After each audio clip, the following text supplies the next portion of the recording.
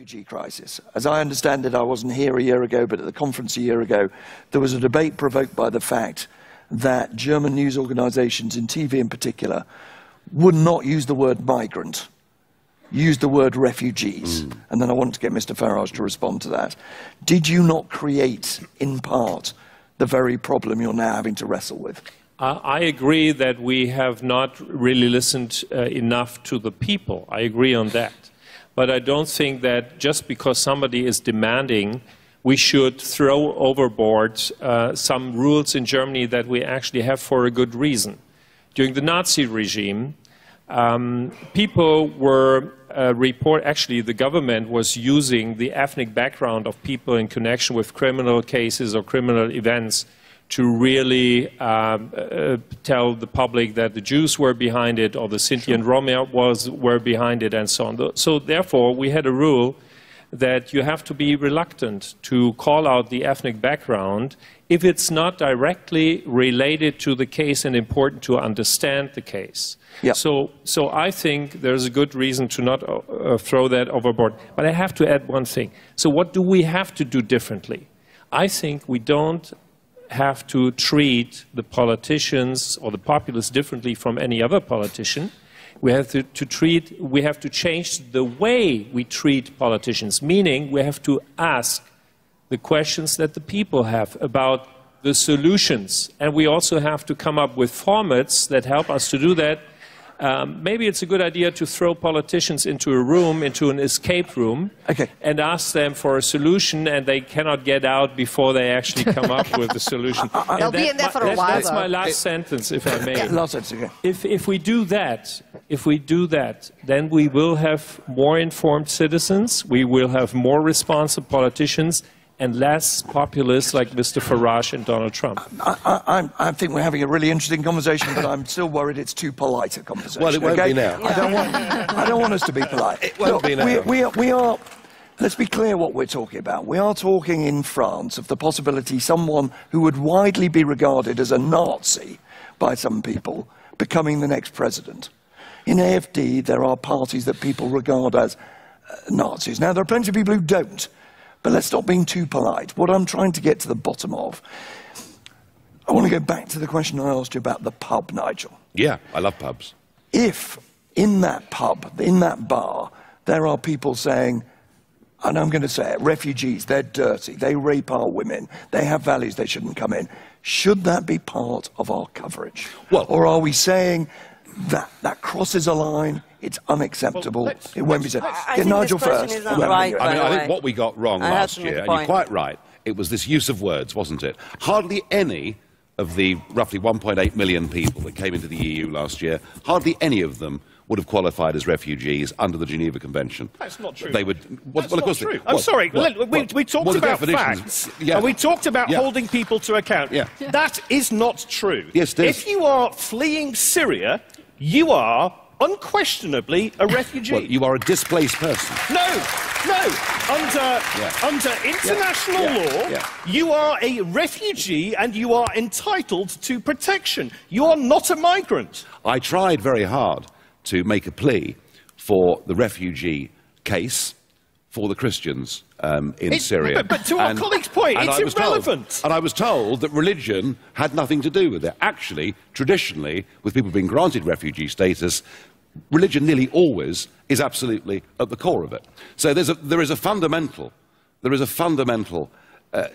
imbalance here between how I feel on this and you feel on this. Right, because I've been to Syria 5 times since the civil war began, and I have seen the suffering that actually, I believe, personally, the West has not done enough to protect people who are fleeing being bombed by their own government. Those are refugees. They are not migrants. They are not economic migrants. According to the UNHCR, there are 59 million displaced people through wars and conflicts around the world. Right.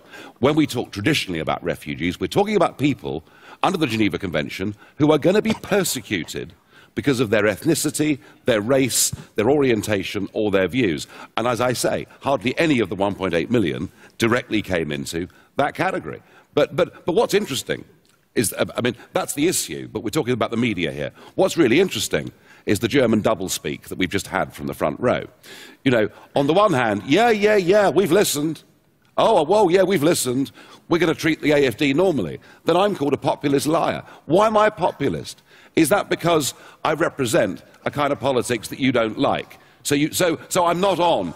So I'm not on a democratic equivalent to anybody else. You're using falsehoods. So you use this You're using falsehoods and lies to further your political cause and recruit people. We don't You're talking about Islamization of Europe. Yeah. There is none. If you look at the numbers and the empirical research, there is none. But you're using it to instill fear into the people in order to get the votes from those people. You don't have any solutions to the problem. Do you know something? You are lying, Mr. Farage. You know, your deep prejudice, and maybe... No, we can discuss the numbers if you like. Maybe mainstream media is going down the tubes if people like you stay in senior positions. I didn't even mention the issue of Islam once. I didn't mention it once. Hold on. You mentioned the radical Islam. I said you need to Islam talk about is all it. the same. Now, you're very good at talking. Try a bit of listening. Maybe all of you should do a little bit more of that. I did not mention the issue of the Islamization of Europe. I didn't mention it once. Didn't talk about it at all in the referendum campaign. Not once. It was not even part of our debate or part of our narrative. But the idea that we'll... Actually, you're the people that have been lying. You're the ones that have been telling us the euro would be good for us. Sorry, political union would be good for us. You and UKIP are together with all the right-wing populist parties in Europe, in the European Parliament, who are actually making this case that we are facing an Islamization of Europe. But I don't sit with them, do I? But I don't sit with them, do I? Or don't you know that? Oh, you had conversations, plenty of them, with them. In the coffee room. Bloody hell, I must have done something awful. No, I'm sorry. UKIP is coordinating in part some of the actions, the political action and propaganda with other parties like the AFD in Germany. It's very sweet of you to think of me, you know, sitting somewhere, stroking a white cat, planning the downfall of Western civilization. But I'm sorry to tell you it's not true. And I find it remarkable that just because I have a different view of the world to you, all you can do is throw abuse, call me a liar, and say I'm a populist. And it says more about you than it does about me. We can talk about the numbers. You are refusing to do that. Let me just be clear what fact you're trying to get to the bottom of. What are you alleging that Mr. Farage has said? That the right-wing populists in Europe across the board are basically using the numbers of increasing the number of Muslims in Europe, basically telling people that 50 years from now, 100 years from now, there will be a Muslim majority in Europe, which is plainly wrong. And if you look at the numbers, then you can see that, but this is withheld by those parties. Let Mr. Farage answer, and then I want to bring Katie in. I think Edgy. Well, this is not part of my debate. I mean, I'm not worried about Islam at all. And we have a lot of, I've had significant Islamic support, activists joining my party. I'm worried about radical Islam, and I'm worried that people like you might not be actually telling the truth. You didn't frankly have the balls to put country before party.